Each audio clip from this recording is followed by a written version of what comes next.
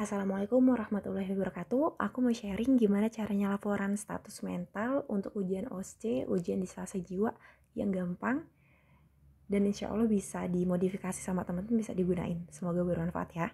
Oke, jadi nanti bismillahirrahmanirrahim kita belajar bareng. Kalau teman-teman dapat kertas untuk coret-coretan waktu anamnesis, tulis dulu ABCD Dr. Tompi.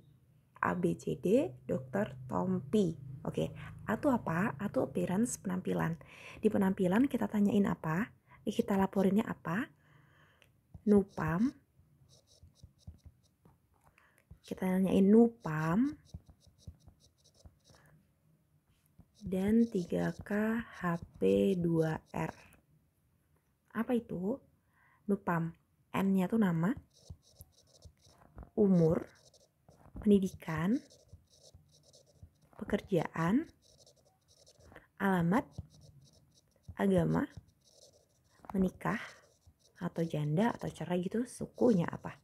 Kemudian 3K, K-nya tuh kesadaran misalnya komposmetis, atau delirium, atau kemudian ini kooperatif,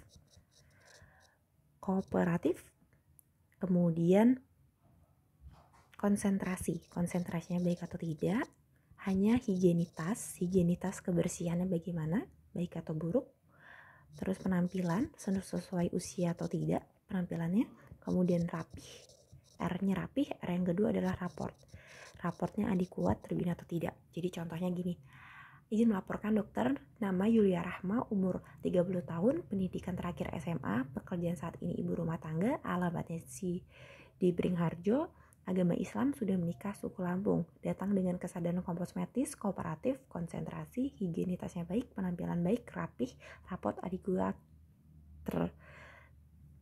adekuat terjalin gitu ya. Jadi ingat, Nupam plus 3K HP2R. Nih, Nupam 3K 2P1R. Nah, terus kalau behavior, aku didiktein dulu deh ABCD Dr. Tompi itu apa. Ini ya, A-nya tuh adalah appearance, B behavior, C control impulse, D dapat dipercaya, D daya nilai, T tilikan, orientasi, memori, mood, persepsi, pikiran, ide bunuh diri, dan informasi inteligensi. Kemudian kita bahas behavior perilaku. Itu terdiri dari 4. Pertama, matanya, kita lihat mata. Mata itu adalah kontak matanya. Habis kita ngomong kontak mata, kita lihat mulutnya alias bicaranya kayak mana. Bicara itu terdiri dari JSVK. Emang harus dijelasin JSVK ini. J-nya itu adalah jumlah, A-nya artikulasi, S-nya spontan, V-nya volume, kecil atau tidak, K-nya itu kecepatan. Habis itu kita lihat habis itu lihat jalan mata, bicara jalannya baik atau enggak, tegap, santai gitu. Kemudian psikomotor. Apakah ada katalepsi, ada yang aneh-aneh gitu. Kalau psikomotor yang baik ya bilang aja psikomotor tidak terganggu.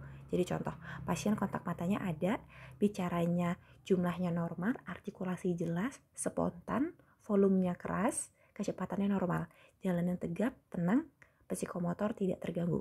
Seperti itu ya contohnya teman-teman. Ingat, tadi ada mata itu harus kontak mata, bicara JSVK, jalan, bagaimana cara jalannya, psikomotor itu gerakan tambahannya gitu ya.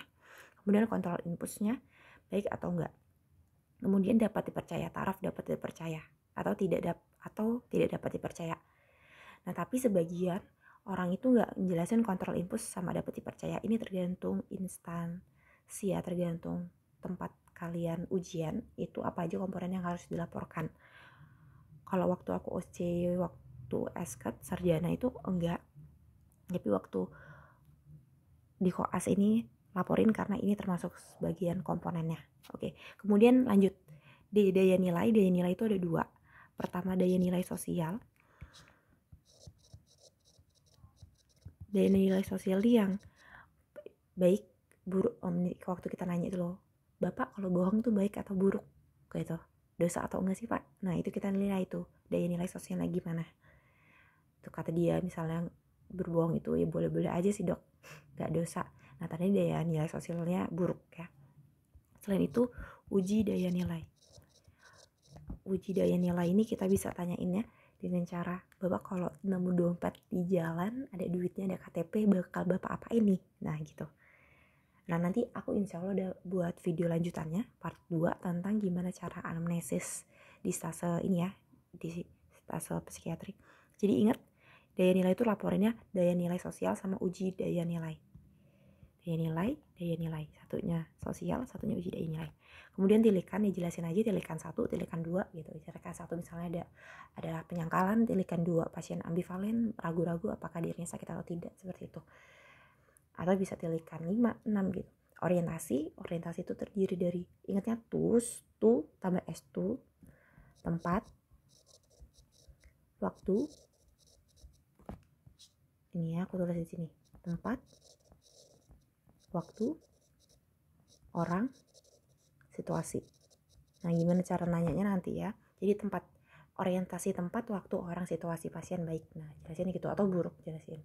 Kemudian memori itu terdiri dari jangka segera ini yang barusan, terus yang jangka pendek yang itu seharian itu, memori yang sehari itu udah makan, udah mandi belum.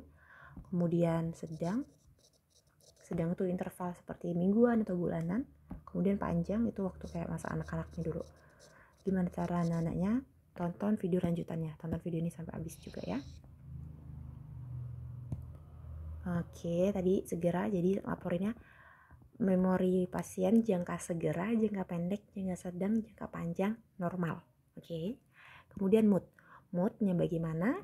Mood juga plus tambah afek plus keserasian. Jadi moodnya bagaimana gitu? Moodnya misalnya normal, moodnya eutonimia atau moodnya labil, afeknya terbatasnya tumpul dengan serasi. Nah, apa sih afek tumpul, afek datar? Teman-teman bisa tonton lanjutannya ya, video dari sini. Kemudian persepsi. Gangguan persepsinya kita jelasin ada apa aja. Gangguan persepsi itu terdiri dari 4. Ada namanya halusinasi, ilusi, depersonalisasi, derealisasi. Nah teman-teman, gimana cara nanyanya lagi? Jadi depersonalisasi itu dia tuh keyakinan yang salah terhadap dirinya sendiri gitu. Misalnya ketika lihat cermin, nanya apakah waktu Bapak lihat cermin rasanya itu bukan diri Bapak, mukanya itu tiba-tiba berubah, melenyot, atau jadi keriput, pokoknya itu bukan Bapak. Nah itu depersonalisasi. Kalau derealisasi, nah adalah halusinasi dan ilusi juga ada jenis pertanyaannya.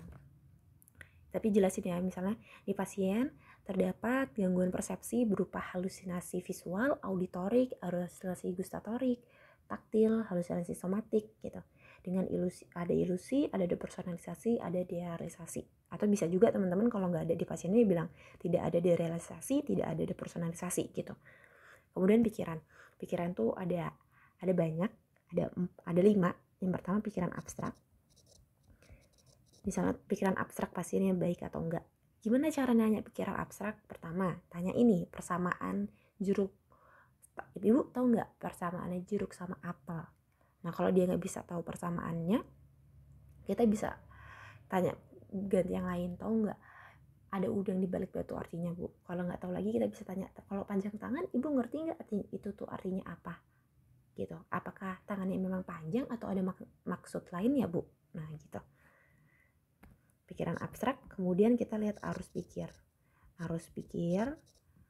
nih yang sirkumstansial, tangensial, asosiasi longgar, word salad. Jadi arus pikirannya itu gimana?